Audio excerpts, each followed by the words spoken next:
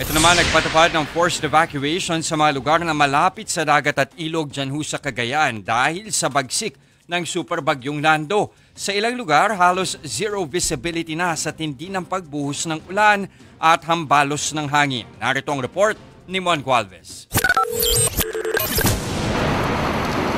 Kung kailan kasarapan ang tulog ng iba, dito naman nagsimulang maramdaman ang hagupit ng Super Typhoon Nando sa Apari, Cagayan bandang 1:00 ng madaling araw kanina.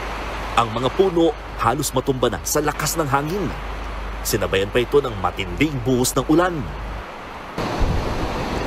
Pagliwanag, mas nakita ang tindi ng super bagyo. Galit na galit ang dagat. Naglalakihan din ang mga along humahampas sa pampang. Halos mag-zero visibility pa nga sa lugar, dala naman ng ulan. Dahil sa pinagsamang lakas ng hangin at ulan, parang blade na humihiwa kada patak ng tubig na tatama sa balat o sa katawan. Ganito ang sitwasyon dito sa may baybayin kung saan halos kapantay na ng Cagayan River itong bahagi ng kalsada. Bandang tanghali, agad iniutos ng Apari LGU ang forced evacuation sa mga nakatira malapit sa dagat at ilog. Hindi ho kami makakapag-rescue pagka malakas na ma-overflow yung bahay nila, ma-wash out ng tubig, kasama sila. It will create more damage. May mga casualty tayo pag ganun. Kahit malakas ang ulan, pinilit ng mga rescuers na bitbitin at akayin ng mga inilikas na residente. Malailog na rin kasi ang mga palayan at daan sa lugar.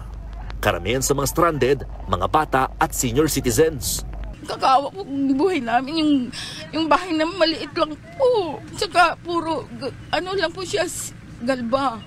Tapos yung pag tumayab sila, paano na kami? Maliit lang bahay namin. Baka matumba at saka tumayab sa hangin. Yung natatakot ako.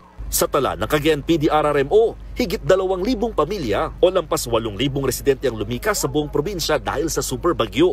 Tuloy-tuloy naman ang pamamahagi ng pagkain at gamot. Inabot na nga rin ng tubig pati ang pier sa Apari. Hindi na halos makita ang daanan matapos nang pumantay sa Cagayan River. Dahil pa rin sa Super Typhoon Nando, napilitan ng magsara ang halos lahat ng establishmento sa sentro ng bayan. Nagmistulang ang ghost town ng ilang kalsada.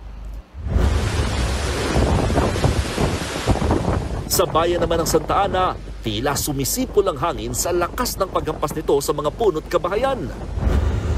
Habang ang mga iniahong bangka, inabot na rin ng tubig.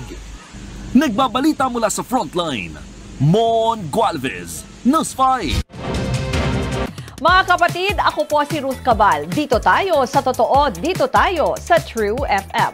Mag-follow at mag-subscribe din po kayo sa aming social media accounts at True Network PH. Diyan po yan sa aming X na dating Twitter, sa FB, sa Instagram, sa YouTube, sa TikTok at sa mga podcast. At syempre, tutok din po kayo sa Signal True TV Channel 19.